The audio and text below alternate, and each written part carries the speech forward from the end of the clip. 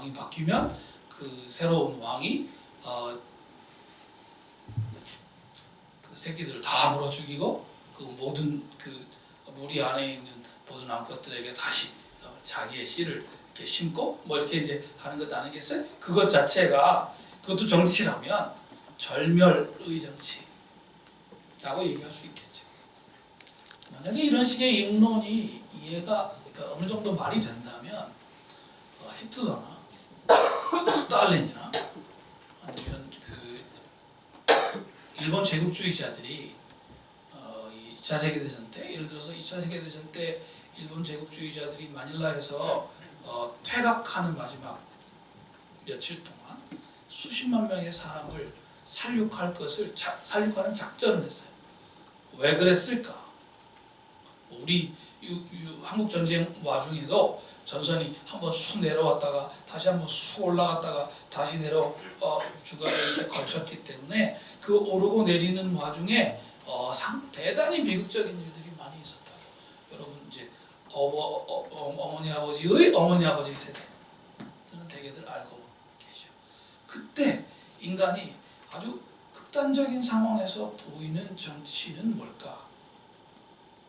절멸의 정치라고 하는 이 동물들이 보이는 정치의 모습하고 별로 다르지 않은 것 같다는 생각을 합니다. 근데 문제는 지금 우리가 방금 얘기하듯이 인간은 그런 절멸의 정치에 머물 수 없는 독특한 특징을 갖고 있습니다.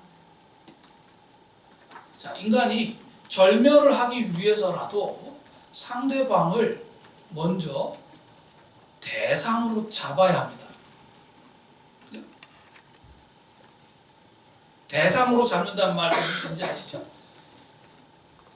정치적으로 칼 슈미트라고 하는 정치 이론가가 정치적인 것이라는 게 도대체 뭔가 적과 동지를 나눈 것이다 이렇게 했는데 적과 동지로 나누어야 누구를 내쫓고 누구를 내 편으로 둘 것인지를 정하지 않겠어요?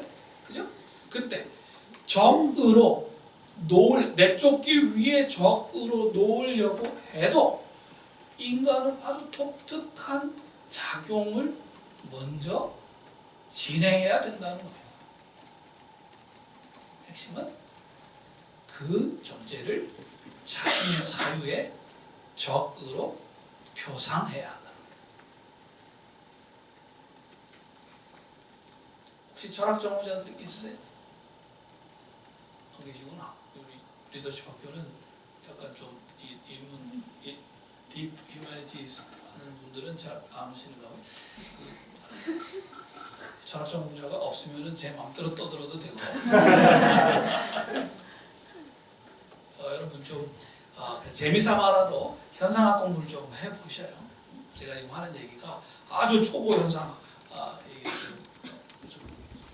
띄엄띄엄 이렇게 좀 얘기하고 있는 것이거든요. 제가 지금 논의를 전개하는 방법 자체도 상당히 현상적인 그 노선을 저는 따르고 있습니다. 뭐 그 정도만 말씀드리고 인간은 정치를 할 때 생각하지 않고 하는 정치를 할 수가 없다. 이게 제 전제예요. 심지어는 상대방을 절멸시키기 위해서라도 상대방은 적으로 제 사유에다가 표상해. 근데 대단히 흥미로운 거는 그래서 상대방을 다 이렇게 만약에 절멸을 시켰다고 해요. 가스실에서. 그렇지만 인간은 그 절멸된 대상을 표상으로 잡은 그 표상 속에서는 그 대상을 절멸시킬 수 없는 아주 흥미로운 특징을 갖고 있습니다. 어쩌면 바로 이게 이 일본 제국주의자들이 아직도 끊임없이 이 2차 세계대전 당시에 자신들이 저지른 일들에 관해서 좀 어떤 면에서 과도한 부정을 거듭하는 방식으로 그것을 환기하고 있는 이유인지도 몰라요. 셰익스피어 비극 중에 다른 걸 좋아하시는 분도 있겠습니다만은 가장 그 아름다운 이 아름답다는 말이 그냥 진짜 뷰티풀하다는 게 아니고 정말 잔혹한 낱말들이 쓰여 있는데 그것이 정말 아름답게 이렇게 들리는 희곡이죠. 맥베스. 맥베스에 보면 이 맥베스가 벤코라는 사람을 죽이잖아요. 암살하잖아요. 이제 그런데 그 죽은 벤코가 여기저기 있어요. 몇 년 전에 그 영화로도 한번 다시 나왔댔는데 뭐 사람이랑 둘이 가가지고 심야에 아무도 없는 이 포항의 조그마한 이 시네마 CGV 거기서 그냥 바들바들 떨면서 밤에 애들 재워놓고 나가서 내가 왜 이걸 보러 갔던가 이렇게 떨면서 봤던 기억이 있습니다. 그 뒤에 이 죽은 벤코의 얼굴이 여기저기서 저한테도 떠올라가지고 야 역시 셰익스피어가 세긴 세구나 그런 생각을 했습니다. 인간의 정치는 이 사유의 정치, 생각하는 정치의 틀을 벗어날 수가 없다. 근데 재미있는 건요, 요 생각하는 정치라고 하는 것의 방법이 뭐냐는 거죠. 방금 전에 제가 말씀드린 거예요. 표상을 영어로는 representation이라고 철학자들이 번역을 하고요. 하이데거는 이 표상을 독일말로 Vorstellung이라고 했어요. Vorstellung. Vor는 before 말이고요. Stellung은 뭔가를 앞에다가 세운다 그 뜻이에요. 그러니까 이걸 간단히 말하면 여러분 지금 뭔가 한번 생각해 보세요. 뭔가를 생각하려고 하면 그 생각의 대상이 여러분 앞에 어떤 개념으로 그 대상을 지칭하는 무언가로 띠용 하고 섭니다. 컴퓨터 비슷해요. 이렇게 컴퓨터가 마치 이제 요새는 금방 켜집니다만 그 옛날에 제 이제 대학원 처음 들어갔을 때는 XT, AT 뭐 이런 것들이 있을 때요. 그 뭐 이렇게 플로피 디스크 두 개 넣고 이렇게 하면 엥 하고 지가 한참 있다가 이게 이제 제대로 발동이 걸리면 컴퓨터가 드디어 띠용 하고 이렇게 생각을 시작해요. 그러면 이 녀석이 이제 드디어 제정신이 들어갔구나 그렇게 느낌이 들거든요. 바로 그거. 여러분 앞에, 여러분의 지금 이 의식 앞에 사유의 대상이 표상으로 뜹니다. 정치도 마찬가지라고 생각합니다.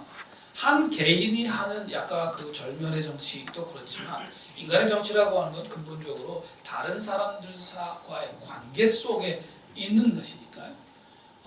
이게 되려면 양자 또는 다수가 공유하는 공통의 표상이 있어야 합니다. 지금 우리가 문재인 대통령을 우리 모두의 대통령으로 뽑고 그 대통령 이렇게 나오시면 대통령 나왔다 이렇게 이제 얘기하잖아요. 그 대통령이 하는 말이 별말이 아닌데도 불구하고 공무원들은 그 말 한마디 딱 한 걸 가지고 다 이걸 해야 된다고 막 회의도 하고 막 그렇게 하더라고요. 왜냐하면 그 사람이 하는 말은 그냥 말이 아니라 우리가 선출한 대통령의 말이라고 모두가 지금 다 표상하고 있겠다. 그죠? 국회에 300명 국회의원들이 모여 있습니다만은 그 사람들이 합의해서 내린 결론은 다른 300명이 합의해서 내린 결론과 다르다. 그건 법률이라는 어떤 효력을 갖는 합의다. 이게 그렇게 되는 거죠. 왜 우리가 이렇게 되는가? 이런저런 얘기를 많이 할 수 있습니다만 근본적으로는 그런 표상, 그 300명을 국회의원이라고 하는 입법자라고 하는 표상으로 표상하기로 우리가 지금 표상하고 있기 때문인 거죠. 자, 이런 류의 표상은 꼭 제도적인 것만이 아닐 수도 있어요. 희생양이라든가 적이라든가 여러 방식으로도 우리가 이제 그렇게 한다고 하는 것입니다. 자, 얘기가 좀 너무 철학적인 방향으로 가면 안 되니까 헌정주의라고 하는 것이 갖고 있는 어떤 독특한 작점, 그것만 제가 말씀드리고 좀 뒤로 넘어가려고 합니다. 그런데 아주 흥미롭게도 이 표상에 의한 정치라고 하는 것이 두 가지의 좀 약점을 근본적으로 갖고 있다고 얘기할 수밖에 없겠습니다. 첫 번째는 표상이라는 게 완전치가 않습니다. 다시 철학자들 용어를 좀 빌리면 표상이라는 건 근본적으로 닮음인데 닮음이라고 하는 건 어디까지나 닮은 거지 엄격히 말하면 다른 거지 같은 게 아니잖아요. 300명 국회의원들이 우리 5천만 국민들을 표상을 아무리 잘하려고 해도 요새는 뭐 그 표상을 잘 안 하려고 해서 문제입니다만은 아무리 잘하려고 해도 300명 국회의원들의 뜻이 5천만 국민들의 뜻일 수는 없는 거잖아요. 이번에 헌법 개정 논의를 하면서 그래도 상당히 일찍 합의가 됐던 것들이 그 중에 하나가 이 국회의원 선거제도가 국민의 뜻에 비례하게 만들어져야 된다는 한 구조를 넣는 것이었어요. 지금은 그게 없기 때문에 지금 양당이 너무 많은 의석을 갖고 있다 그런 소리를 이제 많이 하는데, 자 비례적인 그 선거제도를 만들었다고 칩시다. 그렇다고 해서 국민 5천만의 뜻이 정말 그때 뭐 국회의원 선거를 2년, 지금 4년이지만 2년 만에 한 번씩 하든지 심지어는 뭐 한 달에 한 번씩 새로 갈아치운다고 하더라도 그게 같아질 수는 없는 거잖아요. 근본적으로 이 표상과 표상되는 것 사이에는 불일치가 존재할 수밖에 없다는 겁니다. 아까 제가 대의제하고 직접민주주의 얘기했는데 이거랑도 상당히 통하는 지점이에요. 다른 하나는 바로 이와 같은 표상정치의 불완전성에도 불구하고 표상은 스스로 절대화하려고 하는 독특한 욕망에 사로잡히기 쉽다는 겁니다. 장기 집권이 무서운 게 바로 이겁니다.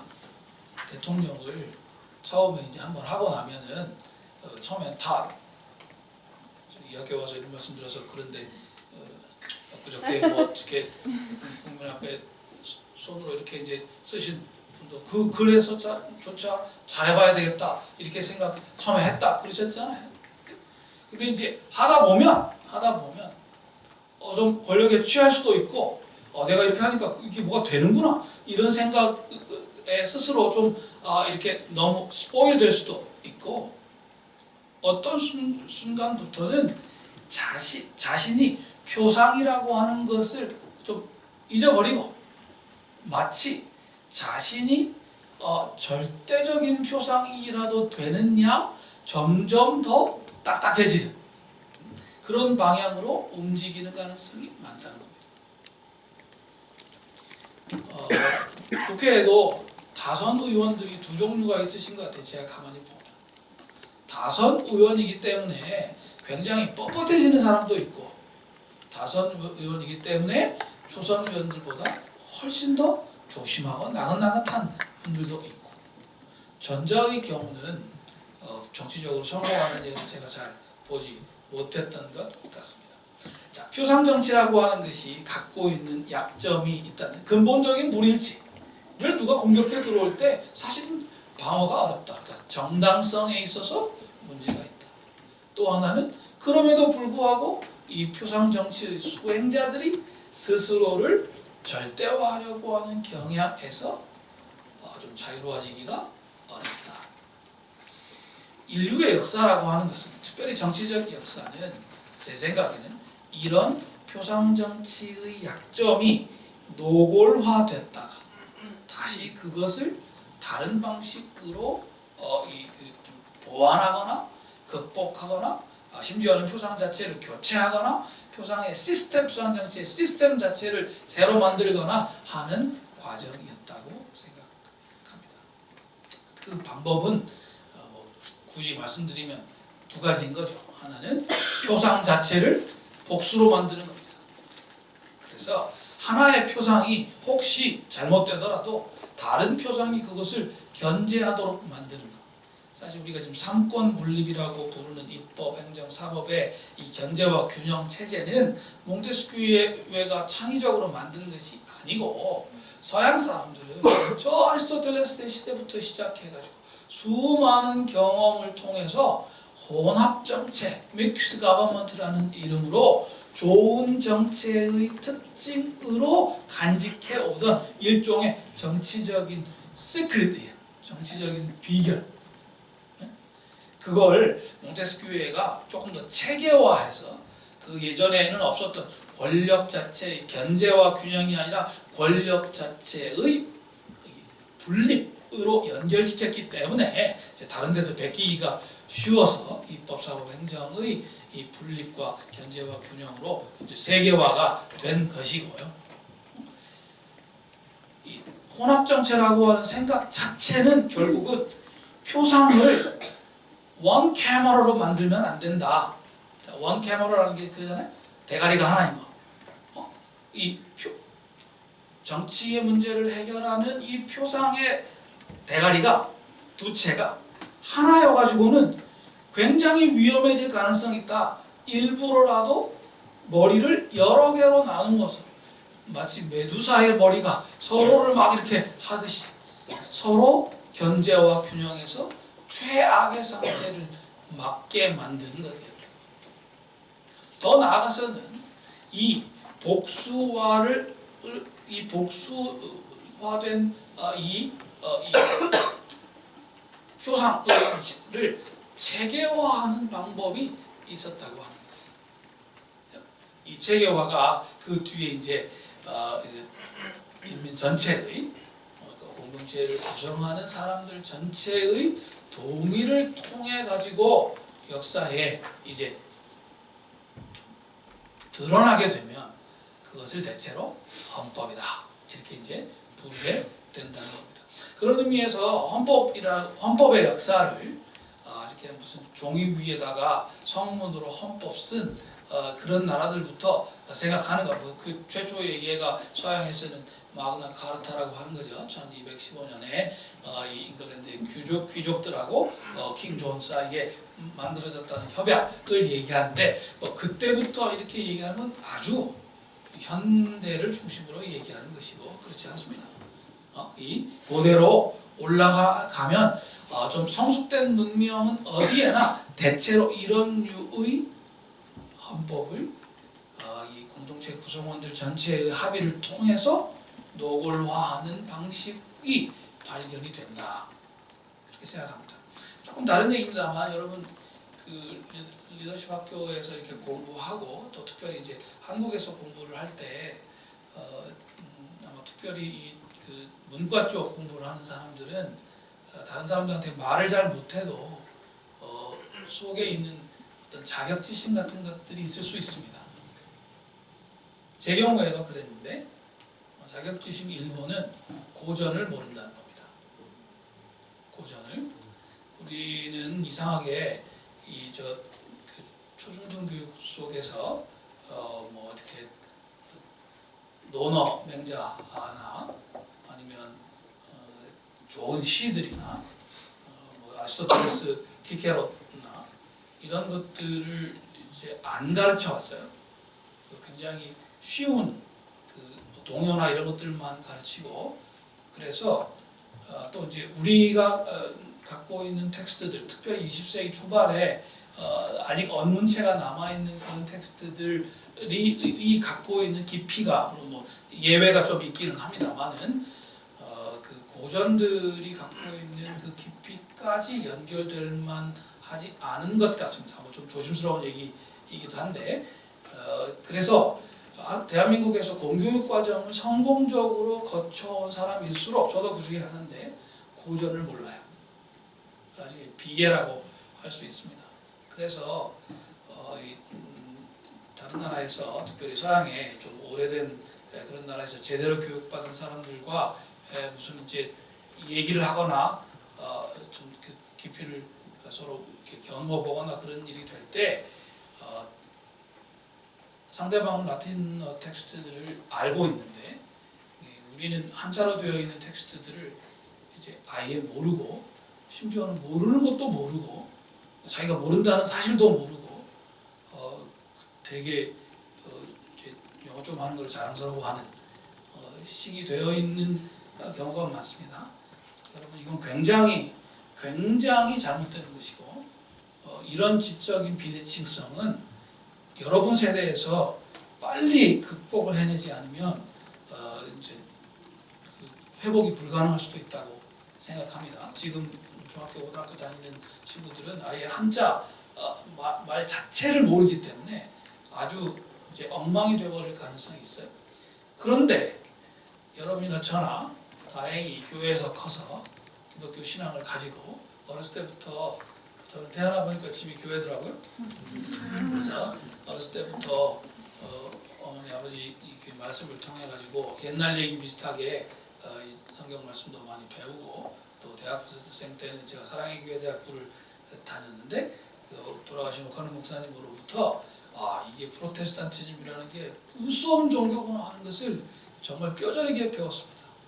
다른 것이 아니고 그냥 한글로 되어 있는 성경 텍스트를 그 앞에 직면해서 그 하나님과 예수 그리스도의 영, 성령의 깨닫게 하시는 은혜, 오직 그 삼위일체 하나님만 의지하고 이 성경 텍스트를 읽는데 그 텍스트를 읽고 묵상하는 과정에 좀 나쁜 용어로 무당들 하는 용어로 하면 접신을 할 수 있는 이게 정말 무시무시한 종교구나 하는 것을 제가 깨닫게 되는 시간이 있었어요. 학교에 옆에서 봤던 사람들은 되게 웃긴다고 생각했을 것 같아요. 서울대학교 다녔는데 도서관이 이렇게 뻥 뚫어져 있는데 책상 몇 개를 우리 같은 대학부에 다니는 친구들이 같이 썼습니다. 아침에 이제 거기 자리 맡아서 이렇게 오면 와서 큐티부터 하잖아요. 그러면 이제 큐티를 하다가 한 20분 이렇게 성경 말씀 읽고 또 이제 묵상도 하고 뭐 이렇게 쓰기도 하고 뭐 이렇게 하다가 갑자기 그냥 눈물이 뚝뚝 떨어져요. 저 같은 경우는 이제 빌립보서 하고 요한일서하고 읽을 때 그런 경험을 이제 했더랬는데 눈물이 뚝뚝 떨어져요. 그러면 이제 이렇게 눈물 훔치고 가서 또 씻고 오고 그러죠. 그러면 이제 조금 있다가 다른 또 학생이 와서 또 이제 하다가 또 거기서 또 눈물이 뚝뚝 떨어져요. 그럼 옆에 가끔씩 가다가 저희들이 맡아놓은 그 책상 한 3개에 잘 모르고 메뚜기 하러 앉은 친구들이 있어요. 옆에서 그런 걸 보면 여기가 좀 자리가 이상한 자리가 보다 이렇게 피하고 뭐 이제 그런 일이. 여러분 프로테스탄티즘은 무서운 종교입니다. 한국에 지금 교회가 매우 약해져 있지만 저는 근본적으로는 걱정하지 않습니다. 이건 사람들이 어쩌고 저쩌고 해서 만들 수 있는 흐름이 아니에요. 예수 그리스도의 영이 반드시 그 말씀을 통해서 다시 하나님의 사람들을 만들어낼 거라고 믿습니다. 자, 여러분들도 저와 비슷한 생각을 갖고 있을 거라고 제가 그냥 마음대로 생각해도 되겠죠? 자, 여러분들이 지금 서양의 지식인들이 거의 다 까먹은 그러나 서양 사람들의 문명을 근본적으로 붙잡고 있는 고대부터 내려오는 제1번 텍스트를 서양 사람들보다 훨씬 더 잘 알고 있을 가능성이 있습니다. 그 텍스트가 뭐겠습니까? 성경. 말이 좀 딴 데로 갑니다만 한 말씀만 더 드릴게요.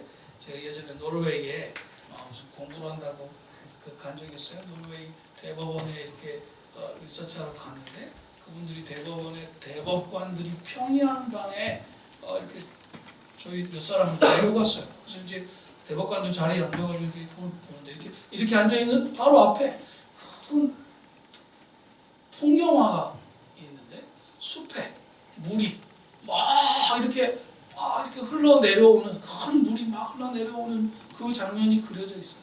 무슨 얘기를 하다가 여기 저 글이 써야 있는 저 그림이 있는 이유가 뭡니까? 라고 저희에게 안내를 해준 그 노르웨이 변호사들한테 물었어요. 젊은 변호사들한테 물으니까 남녀가 같이 있었는데 몰라요. 한 번도 그런 생각 해본 적이 없대요. 그분이 가서 대법원에 일하는 한 50 정도 되는 분한테 물었어요. 그분도 몰라요. 나중에 아마 대법관한테 가서 묻고 왔는지도 몰라요. 아무도 몰라요. 저는 단박에 알았어요. 아모스. 아모스의 정의를 하수같이 공법을 물같이. 하나님의 입장에서 보이는 정의가 인간의 눈에 어떻게 비치냐. 아모스 선지가 이 공법을 하수같이 정의를 물같이 라고 하는 그 이미지 속에 보였다고요. 서양 사람들은 지금 자기들의 문명을 오랫동안 지탱해온 제1번 텍스트를 모르는 채로 살아가고 있어요.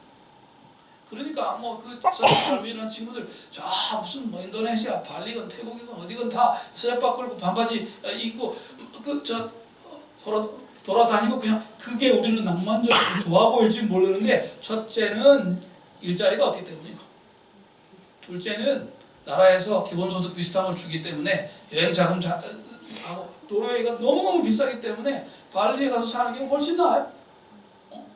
그렇게 하는 것이고 여러분 지금 우리 대한민국은 그 길로 가서는 저는 안 된다고 생각합니다. 훨씬 더 다이내믹한 쪽으로 가야 된다고 생각하거든요. 그렇게 하려면 몸이 다이내믹한 것도 좋은데 머리가 다이내믹해야 돼요. 그러려면 텍스트, 서양 사람들이 다 놓고 잃어버린 텍스트를 이제 우리가 들어서 그걸 가지고 심지어는 새로운 문명을 만들어 본다 라고까지 좀 생각해 볼 필요도 있다. 자, 전혀 오늘 주제하고 상관없는 표상정치 얘기로 좀 다시 돌아가서요. 자유민주주의가 도대체 그러면 뭐냐? 아주 이제 시간이 많이 가서요. 글이 있으니까 논지만 간략하게 말씀을 드릴게요. 저는 자유민주주의가 표상정치의 다층화, 중층화, 재개화 이런 것들을 추구해 오는 헌정주의라고 하는 것이 서양 근대의 독특한 어떤 정치적인 조건 속에서 적응한 결과라고 생각합니다. 자, 그러면 서양 근대의 그 독특한 정치적인 조건이 뭐냐? 결론만 말씀드릴 수밖에 없겠는데 저는 보편적이고 정언적인 자유의 명령이다. 이렇게 생각합니다. 보편적이고 정언적인 자유의 명령이다. 자, 여기서 보편적이라는 말은 인간이면 누구나다. 어떤 인간은 빼고 피부색이 어떻거나 어디 좀 더운 데 살거나 좀 지능이 떨어지거나 하는 이런 인간들은 빼고 나머지 인간들 이게 아니고 인간이라면 누구나라는, 그러니까 이 바운더리가 없이 인간이란 범주 그 자체를 자유의 대상으로 삼는다는 의미이고, 정언적이다 라는 말은 왜 그런지 설명할 필요도 없이 그냥 무조건적으로 당연히 라는 뜻입니다.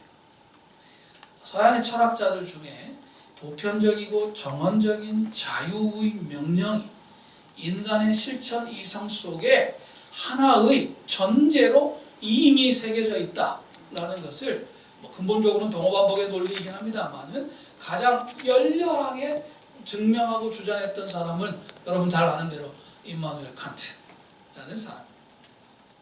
그런데 역사적으로 보면 임마누엘 칸트의 이와 같은 입론은 사실 없는 것을 입론하려는 것이 아니고 서양의 근대에 점점 더 많은 사람들이 보편적이고 정언적인 자유의 주장을 하는데 그 자체의 철학적 근거가 대단히 미비해서 자꾸 그 자유가 과잉이 되니까 그 철학적 근거를 소위 비판이라는 방식으로 만들어야 되겠다고 생각해서 시작한 이 철학적 운동의 결과, 실천 이상 비판, 순수 이상 비판, 판단력 비판이라는 세 비판서였던 것이고, 그러니까 칸트는 이미 있는 것을 정당화하려고 했던 것이고, 이미 있었던 그 흐름, 인간을 보편적이고 정언적으로 자유의 존재로